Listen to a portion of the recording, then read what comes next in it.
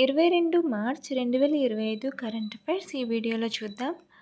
ప్రపంచ జల దినోత్సవం 2025 థీమ్ చరిత్ర, ప్రాముఖ్యత మరియు హిమానీ నదాల సంరక్షణ. వరల్డ్ వాటర్ డే 22 మార్చ్ 22న జరుపుకునే ప్రపంచ జల దినోత్సవం 2025 హిమానీ నది సంరక్షణపై దృష్టి సారిస్తుంది. నీటి భద్రత, వాతావరణ నియంత్రణ మరియు జీవితాన్ని నిలబెట్టడంలో హిమానీ నదాల పాత్రను హైలైట్ చేస్తుంది. వాతావరణ మార్పు మరియు నీటి కొరతను ఎదుర్కోవడానికి హిమానీ నదాలను రక్షించడానికి ప్రపంచ ప్రయత్నాలను ఐక్యరాజ్యసమితి కోరుతోంది. గ్రహం యొక్క భవిష్యత్తుకు వాటి కీలక ప్రాముఖ్యతను నొక్కి చెబుతోంది. ప్రపంచంలోనే మొట్టమొదటి సూపర్ సాలిడ్ కాంతి నుండి సృష్టించబడింది ఒక సంచలనాత్మక ఆవిష్కరణ. పరిశోధకులు కాంతిని సూపర్ సాలిడ్గా మార్చడం ద్వారా శాస్త్రీయ పురోగతిని సాధించారు. ఇది సూపర్ ఫ్లూయిడ్ మరియు ఘన లక్షణాలను కలిపే పదార్థం యొక్క కొత్త దశ. నేచర్ మార్చ్ 5లో ప్రచురించబడిన CNR-INO, CNR నానోటెక్ మరియు పావియా విశ్వవిద్యాలయం అధ్యయనం ఈ కాంతి ఆధారిత సూపర్ సాలిడ్ ఘర్షణ రహిత ప్రవాహాన్ని ప్రారంభించేటప్పుడు ఒక పొందికైన క్వాంటం బిందువు నిర్మాణాన్ని కలిగి ఉందని వెల్లడించింది. ఈ ఆవిష్కరణ క్వాంటం కంప్యూటింగ్, మెటీరియల్ సైన్స్ మరియు శక్తి నిల్వకు ప్రధాన చిక్కులను కలిగి ఉంది. కాంతి పదార్థ పరస్పర చర్యలు మరియు భవిష్యత్తు ఫోటోనిక్ అనువర్తనాలపై మన అవగాహనను మెరుగుపరుస్తుంది. UPSC జాయింట్ సెక్రటరీగా అనుజ్ కుమార్ సింగ్ నియామకం. 2009 బ్యాచ్ IRSCE అధికారి అయిన Anuj Kumar Singh central staffing scheme కింద 5 సంవత్సరాలు లేదా తదుపరి ఆదేశాలు వచ్చే వరకు ఢిల్లీలోని UPSCలో జాయింట్ సెక్రటరీ, డైరెక్టర్ స్థాయిగా నియమితులయ్యారు. రైల్వే మంత్రిత్వ శాఖ సిఫార్సు చేసిన అతని సాంకేతిక మరియు పరిపాలనా నైపుణ్యం UPSC యొక్క కార్యాచరణ సామర్థ్యం మరియు వ్యూహాత్మక చట్టాన్ని మెరుగుపరుస్తుందని భావిస్తున్నారు. NIIT విశ్వవిద్యాలయ ఛాన్సలర్గా అమితాబ్ కాంత్ నియామకం. NIIT విశ్వవిద్యాలయం NU మార్చ్ 10, 2025 నుండి అమలులోకి వచ్చేలా నీతి ఆయోగ్ మాజీ CEO మరియు భారతదేశం యొక్క G20 షెర్పా అయిన అమితాబ్ కాంత్ను దాని కొత్త ఛాన్సలర్ చైర్పర్సన్గా నియమించింది. K. కస్తూరి రంగన్ తరువాత అతని నాయకత్వం ఆర్థిక పరివర్తన, విధాన రూపకల్పన మరియు సాంకేతికత ఆధారిత ఆవిష్కరణలపై దృష్టి పెడుతుంది.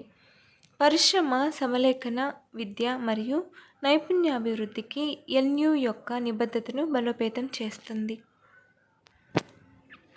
నైపుణ్యాభివృద్ధిలో సహకారాలను అన్వేషించడానికి ఒడిషాలో UK ప్రతినిధి బృందం. వృత్తి, విద్య మరియు నైపుణ్యాభివృద్ధిలో భాగస్వామ్యాలను అన్వేషించడానికి UK నైపుణ్యాలు మరియు చార్టర్డ్ బాడీస్ మిషన్ ప్రతినిధి బృందం ఒడిషాను సందర్శిస్తోంది. పరిశ్రమ ఆధారిత నైపుణ్యాభివృద్ధి, UK తరహా అప్రెంటిస్షిప్లు మరియు అధునాతన తయారీ, పునరుత్పాదక శక్తి, డిజిటల్ నైపుణ్యాలు మరియు స్థిరమైన మౌలిక సదుపాయాలలో శిక్షణపై చర్చలు జరిగాయి. ప్రపంచవ్యాప్తంగా పోటీతత్వ శ్రామిక శక్తిని నిర్మించడానికి సహకారాన్ని మంత్రి సంపత్ చంద్ర స్వైన్ మరియు British deputy high commissioner Andrew Fleming నొక్కి చెప్పారు. అమరావతిలో పొట్టి శ్రీరాములు 58 అడుగుల విగ్రహం ఏర్పాటు. 1953లో ఆంధ్రప్రదేశ్ ఏర్పాటు కోసం పొట్టి శ్రీరాములు చేసిన త్యాగానికి గుర్తుగా అమరావతిలో 58 అడుగుల పొట్టి శ్రీరాముల విగ్రహాన్ని ఏర్పాటు చేస్తామని ఆంధ్రప్రదేశ్ ముఖ్యమంత్రి ఎన్ చంద్రబాబు నాయుడు ప్రకటించారు. స్మారక చిహ్నంతో పాటు పడమటిపల్లిలోని ఆయన స్వస్థలాన్ని మ్యూజియంగా మారుస్తారు. ఆయన గ్రామంలో ఆధునిక ఆరోగ్య కేంద్రం మరియు ఉన్నత పాఠశాలను ఏర్పాటు చేస్తారు. ఆయన తదుపరి జన్మదినోత్సవానికి ముందు ఈ ప్రాజెక్టు పూర్తవుతుంది. 2024లో మహిళల నేతృత్వంలోని స్టార్టప్లకు ప్రపంచ నిధులు తగ్గుతాయి. టెక్ పెట్టుబడులలో భారతదేశం 2వ స్థానంలో ఉంది. 2024లో మహిళల నేతృత్వంలోని టెక్ స్టార్టప్లకు ప్రపంచ నిధులు 29.6 బిలియన్లకు తగ్గాయి.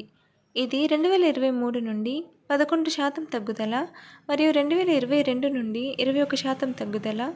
స్థూల ఆర్థిక సవాళ్ల కారణంగా తిరోగమనం ఉన్నప్పటికీ ట్రాక్సన్ ప్రకారం మహిళల నేతృత్వంలోని టెక్ స్టార్టప్లకు యునైటెడ్ స్టేట్స్ తర్వాత భారతదేశం ప్రపంచవ్యాప్తంగా 2వ స్థానంలో ఉంది. మహిళల నేతృత్వంలోని స్టార్టప్లు మొత్తం ప్రపంచ నిధులలో 11.7% వాటాను కలిగి ఉన్నాయి.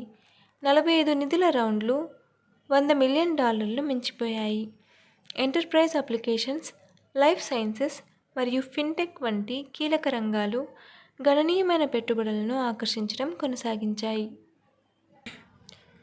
పర్పుల్ ఫెస్ట్ 2025 సమ్మిళితత్వం మరియు సాధికారత యొక్క వేడుక.